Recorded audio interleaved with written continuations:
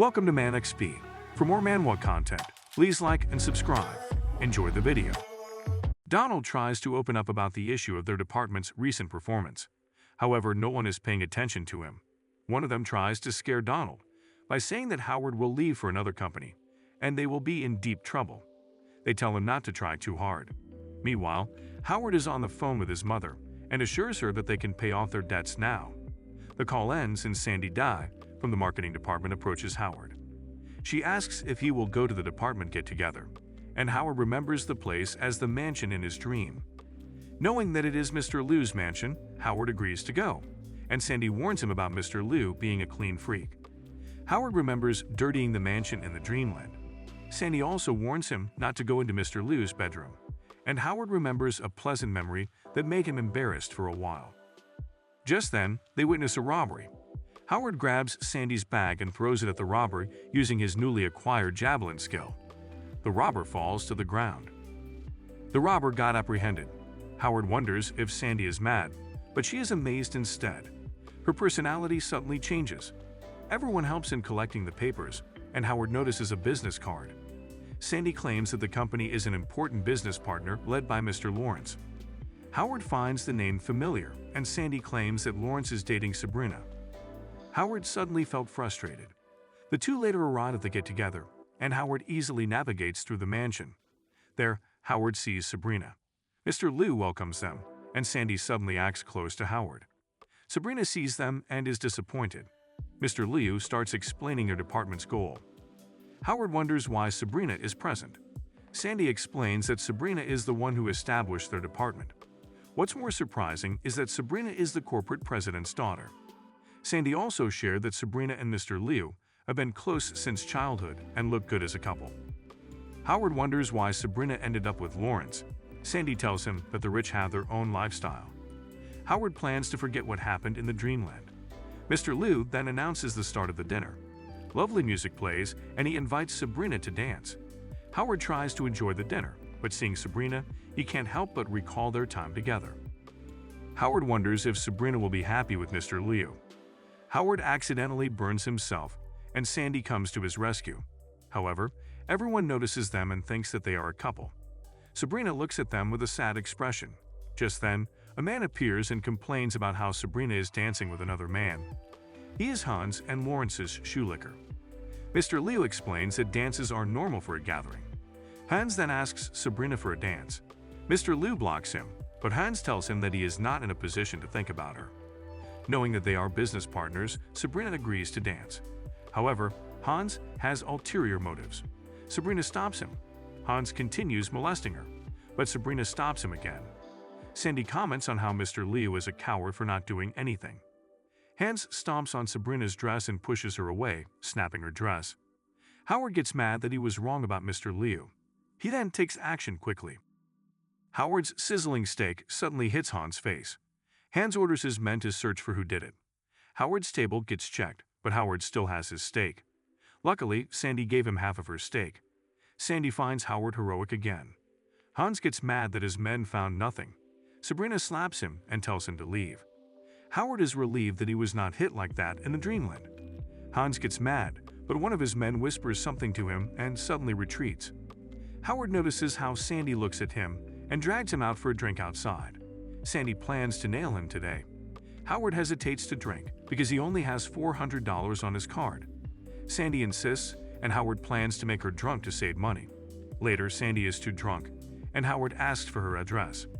However, Sandy is too drunk to give a clear answer. Sandy tumbles down and falls on Howard. Sandy starts licking and rubbing him. The waiter comes and shows them their bill. Howard flinches at the bill. It is exactly $400. Howard didn't have a choice but to bring Sandy to his house. The drunken Sandy calls him naughty. Howard gets mad at her and asks again for her address, but the drunk girl doesn't want to tell him. A man in the shadows watches them. Later, Howard lays Sandy down on his bed and tells her to go to sleep already. However, Sandy is resolute to spend the night with Howard. She tackles the surprised Howard and pins him down. Sandy tries to start stripping, but Howard stops her. Sandy whispers to him that Howard can do anything to her. Just as Howard is about to break, Sandy falls asleep. Sheesh, that was a close call. Howard tucks Sandy into bed and he sleeps on the couch. While sleeping, Howard hears something, and the man from a while ago trespassed the house. The man tries to attack the defenseless Sandy. Howard confronts the man. The man tells him to give him his turn. Howard tries to strangle him, but the man overpowers him. The man then proceeds to undress Sandy, using her underwear to slap Howard. Howard fights back using a chair, but the man easily crushes it. Howard then walks away to call the police about the man's trespassing and attempted rape of his colleague. The man then gets surprised that Sandy is not a hooker. The man then claims he was abroad for 20 years with no experience in dating. He also explains that this apartment was his 20 years ago. He goes to a corner, claiming that he has a hidden stash. He pulls out a box with lots of expensive-looking jewelry. He apologizes for attempting to attack Sandy and introduces himself as Josh Tai. Josh gives him a box of rings as an apology. He claims he had been dreaming about a woman before he got that ring. Josh describes the woman with familiar descriptions, and Howard easily recognizes her as I-63. Josh then leaves and tells Howard to do anything he wants with the ring. Howard wonders if the ring is related to the Dream System. He opens the box, and the ring shows a hologram of the developer of the Dream System. The developer warns him that he got into a trap where the system can obscure the boundaries of laws and moral standards in reality. She continues to warn him to stay alert and never leave his life to urges. She further explains that she left communication devices in the dream challenges to get rid of the whole dream system. The message ends and Howard notices how the developer is similar to I-63. He wonders if the ring is terminal. His phone alarms and he didn't notice that it is morning already. Sandy wakes up, finds herself defenseless, and screams out loud. Later at work, Sandy keeps clinging to Howard. The Butler King former team leader, who was pursuing Sandy, saw them. Sandy invites Howard to watch movies after work and buy something at the drugstore. Just then, Sabrina appears before them. Sabrina comments on how close the two are and how surprising Howard's actions are. Sandy then jokes something about last night, and Sabrina clenches her fist. Sis, you're too obvious. She wishes them well and warns them about PDAs at work. Sabrina leaves and Sandy can't believe she is giving such warnings while juggling two men. Howard tells Sandy to listen, but Sandy starts pouting that Howard is not defending his girlfriend. She asks if this is only a fling and if Howard has no plans for a family.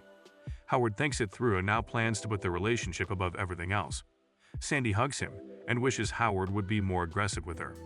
Meanwhile, Mr. Liu tells Sabrina to take lunch instead of working.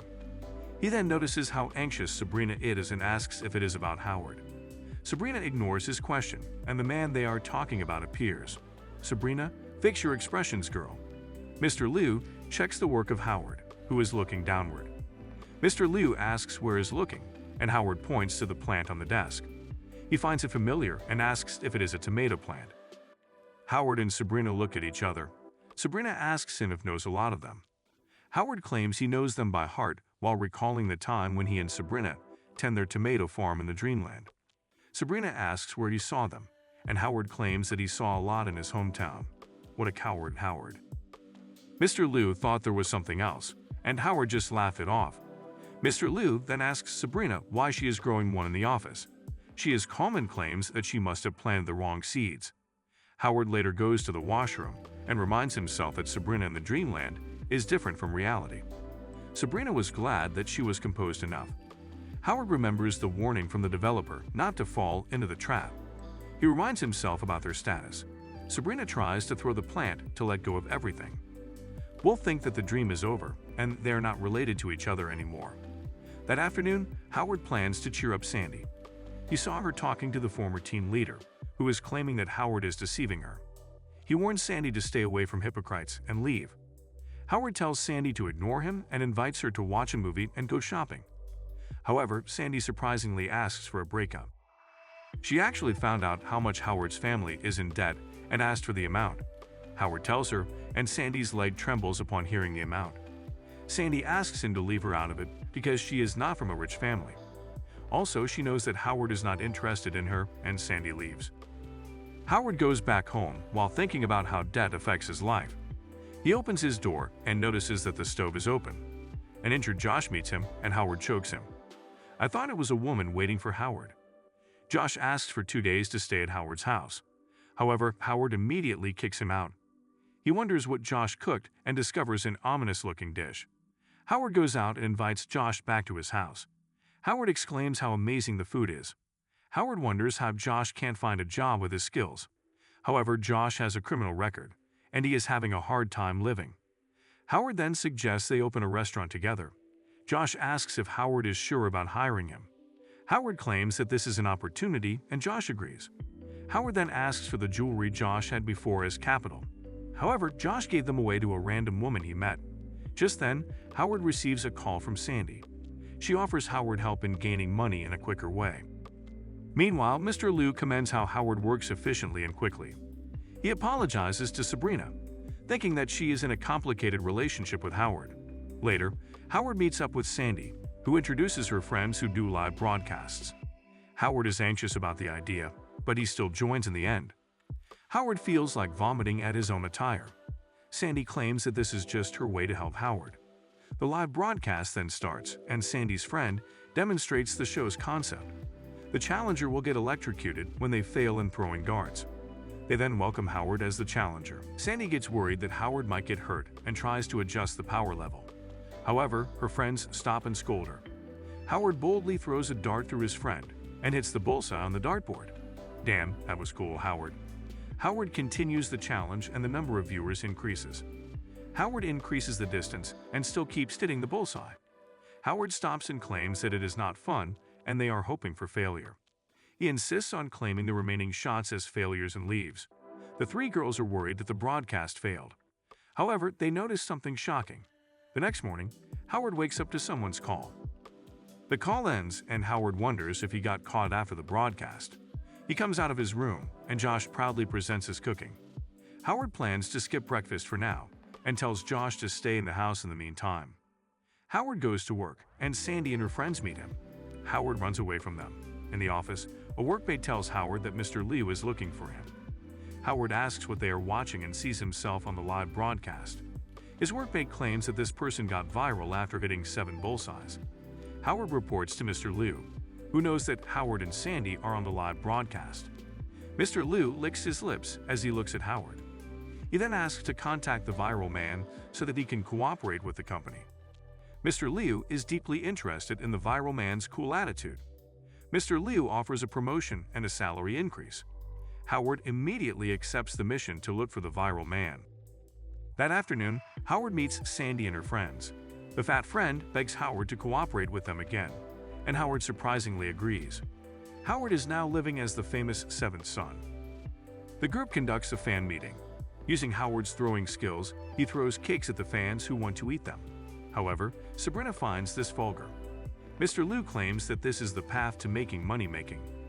The fat friend also announces that someone from the audience will be given a red scarf by the 7th son and will be his wife for a day. Mr. Liu excitedly gets up, but Sabrina is hit instead. People fight over the scarf and Mr. Liu wins.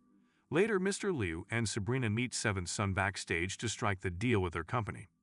However, Hans appears and asks the 7th son to join their company instead. 7th son then claims that he hates Hans' company and leaves. Sabrina now finds him interesting. Later at home, Josh is surprised that Howard got a lot of money. Howard asks Josh if he is ready to open a restaurant. However, Josh refuses, as he claims that he already found a job, and Howard still needs to save money to pay his debts. Meanwhile, Hans finds out that Howard is the 7th son and the one who threw a steak at him before. He plans to take revenge on Howard. Howard later meets with Mr. Liu and is grateful for connecting him with the 7th son. Now that Howard has been promoted, Mr. Liu introduces him to his driver and secretary. They later meet everyone, and Mr. Liu reintroduces Howard as his new assistant. Mr. Liu introduces the CEO of another company, Janixia. However, Janixia ignores them as she plays with her cat and walks away. Mr. Liu tells Howard not to worry because that is Janixia's normal behavior. Janixia's company is a profitable e-commerce business, and Sabrina is working to connect with them. It is a risky bet, and Sabrina will be busy for the next few days. Sabrina is worried that Jesse will not deal with them because the latter hates Sabrina's father. Just then, Hans appears with a smug look on his face. He announces that Sabrina needs to meet Lawrence for marriage matters. Hans is planning to ruin their work by pulling Sabrina out of it. Mr. Liu gets mad, but Sabrina tells him that it is useless with her father acting like that. She recalls how her father controlled her life. Hans laughs at them and also tells Howard that he is in trouble. Just then, Howard receives a call from Sandy's friend saying that Seventh Son is being slandered online. Hans claims that this is just the beginning and leaves. Later, Howard realizes that Hans knows his secret identity. He wonders how he can help Mr. Liu and decides to meet Janixia himself. Just then, Josh appears and brings out a knife. Josh stabs Howard. Howard drowns in the pool as he bleeds. A hand reaches out to him, and everything turns dark. He wakes up to see I-63. Howard remembers getting killed by Josh. Josh goes out of the waiting room, and I-63 warns him about the challenge's difficulty this time. Howard wants to practice his fighting skills so he can fight back in reality. The dream game, Beast Attack, starts. Howard needs to survive again for 180 days. He is not playing as a soldier. A huge gorilla appears, and he runs away. He gets inside a house and gets a sharp pole. He tries to block the debris from the gorilla's tackle, but he pierces the beast's eye instead. The beast gets hurt and runs away. Howard finds the game different this time. He notices a presence and tries to attack it. However, it was Janixia. Howard already releases the sharp pole, but Janixia skillfully dodges it. They are shocked to see each other. Janixia believes that Howard should be in the hospital. They were both transferred to the Dreamland after his accident. Howard thanks her for calling the ambulance and saving his life. Janixia asks Howard for his help with his javelin skills. She points to the building Howard works in. It seems that they have been transported 300 to 400 years in the future. The sea level has risen. The water is also toxic. Janixia is unaffected and insistent that other people exist in the world. Howard is surprised that Janixia knows his name. She explains that he had little value at that time. They escape a large mutated centipede which is infected with toxic material. They'd find an abandoned military fortress. A large toxic eagle attacks them. Janixia runs away, but Howard stays still. Howard resolves to fight using his strength so he can fight back in reality. He remembers Josh mocking him for his lack of strength and his inability to defend himself. He throws steel javelins at them and kills the mutated eagle. Toxic liquid bleeds out of the eagle and touches Howard's skin. Howard screams in pain. A robot bursts out to disinfect Howard and injects a potion into him. Howard's wounds are healed and he is transported indoors. The robot introduces itself as 2003, a highly advanced robot that can perform chores and intelligent behavior. It cleans the large toxic eagle. It explains that it has performed chores every day. It did so knowing that eventually humans would return. It is happy that humans have not abandoned it after this time.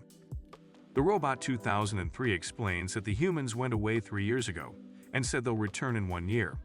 If they don't return, it means they have gone to heaven. 2003 gives them a tour of the base. 2003 explains that the potion given to Howard cannot be overused or else it will turn the person into stone. He tries to hand Janixia a map that shows that this is the last remaining land on Earth. He falls and breaks his wheel while bringing the map. Janixia picks up the map and takes note of the situation. There is insufficient food and ammunition and an extremely hostile environment. Janixia asks 2003 does he know why the humans abandoned it. 2003 states that he thinks it is because he did not work hard enough. She walks away, stepping over 2003 on the floor. Janixia says no, it is because you did not show them you were valuable. 2003 reflects on its time spent with humans and begs for the chance to see the humans again. Howard finds 2003 and tries to fix the robot, even though he has no experience with robots. Janixia enters the room in a bathrobe to give him clothes. She starts running water, ready to have a bath. She asks Howard, why did the humans leave this place? Howard explains they were looking for shelter from an oncoming disaster. She takes her robe off and enters the ready bath. Howard is shocked by her boldness and averts his eyes. He notices a gun under the towel. Janixia was testing him to see how composed he is and whether he has broken down under the pressure of the situation.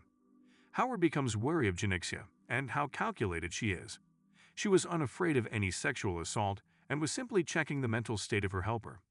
Janixia is happy that Howard is mentally okay and has still held to his morals. It means she will not have to spend too much time overseeing him. Howard asks 2003 why he did not speak when he was talking with Janixia. 2003 explains that it cannot read the subtle communication that was happening due to its programming limitations. Howard resolves to keep getting stronger and fight beasts. He does not care about Janixia plotting as long as she does not interfere. 2003 asks Howard why he is so committed to fighting. He explains that he was downtrodden in the real world and betrayed in the real world after giving everything to his dream. He cannot surrender and flee after such a thing. He has to get stronger. 2003 agrees to help Howard by curing him when he is injured. Janixia sees the repair work that Howard has done on 2003. Howard gathers arrows and gets ready to hunt the beast. On his way out of the shelter, he is confronted by Janixia. She asks Howard why is he going hunting at this time. She explains that their main priority should be staying alive and keeping the base safe. Howard rebuffs her, saying he will not spend the next 180 days waiting for monsters to come. Janixia is annoyed that Howard is endangering himself with the large toxic animals. Howard tells her to mind her own business, as he does not care what happens to this world. She should not interfere with his work. Janixia refrains from further comment and wishes Howard a safe trip. She then has a psychotic episode because she is afraid she will be abandoned by Howard if she is not useful to him. She resolves to create a friendly relationship with him. 2003 noticed that Howard's tone is different than before. Howard explains that he made mistakes in the past, not being tough enough and trying to save people. He will not make the same mistakes and he is not a hero. A group of toxic wolves is nearby. Howard approaches them. 2003 warns that they are above his level and he should retreat. Howard refuses and gets his arrows out. He throws an arrow that kills the first wolf. Howard battles the wolves with his bare hands and defeats them. He and 2003 find a missing supply wheat box. It is a wheat box from the wheat shelter. There are different shelters, such as the powder shelter, armor shelter, and blueprint shelter. 2003 explains that it can make fertilizer if given the right materials. Howard kills a large mutated spider with a rock. 2003 notices that Howard's fighting ability rises when he is fighting, then go back to normal levels. It seems that 2003 was using his physical power to vent his anger and not building any strength. Howard and 2003 discuss the concept of home. They bring the supplies to the base and show Janixia. Howard is having issues chewing after being exposed to the toxic acid. Janixia notices Howard's chewing issues and prepares noodles for him to eat. Howard is annoyed that she used the wheat seeds because he was planning to plant them. Janixia offers to refine 2003 and make adjustments to the robot. She knows about electrics and wants to help Howard. At worst, if it fails, she will be able to get the data within the robot. Howard is upset since he considers 2003 a friend. Janixia explains that he is just a robot like a cell phone and he should not develop feelings for the machine. Howard dismisses Janixia and concludes that their worldviews are not compatible. Janixia is upset that Howard does not agree on the importance of integrating their resources. She has another psychotic episode where she questions the value she has. 2003 is concerned after having seen Howard and Janixia's argument. He explains that this is how the corrosive ocean grew. The humans fought over who should deal with the ocean and did nothing about the expansion of the corrosive ocean. Howard notices a truck and thinks that there may be supplies in it. 2003 explains that it is a truck used to deliver supplies and will have many valuable resources. However, it is guarded by a ruler-level lizard. Ruler-level beasts are the most dangerous creatures in this world. 2003 draws the attention of the beast while Howard searches the truck. In the truck, he finds guns, eggs, and a red jewel. Howard starts to pack a number of items. It is clear that the red jewel is valuable. Howard picks it up to inspect it. The red jewel explodes. The explosion spins the van and propels Howard out of the truck. This attracts the attention of the ruler-level lizard. It attacks Howard, who runs away. The truck explodes and there is a landslide. The landslide pushes Howard and the lizard toward the corrosive ocean. Howard recovers his grip at the last moment. The lizard shoots toxic acid at Howard through its eyes. Howard is hit and injects a large amount of the potion into his body. The lizard makes its exit. Will Howard survive the attack from the lizard? How will the relationship between him and Janixia develop? Comment below if you want to watch the next part. Thank you for watching Man XP. Please like and subscribe.